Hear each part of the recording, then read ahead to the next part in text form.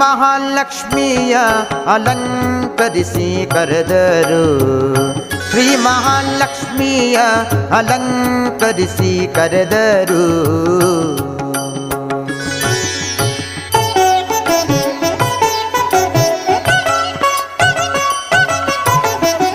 ಕೇಶವ ನಿಮ್ಮ ನಾಮ ಮಾಂಗಲ್ಯ ಸೂತ್ರ ತಾಳಿ, ನಾರಾಯಣ ನಿಮ್ಮ ನಾಮ ತಾಳಿ ಪದಕವು, ಮಾಧವ ನಿಮ್ಮ ನಾಮ ಸುರಗಿ ಸಂಪಿಗೆ ಮೊಗ್ಗು, ಗೋವಿಂದ ನಿಮ್ಮ ನಾಮ ಗೋಧಿಯ ಸರವು.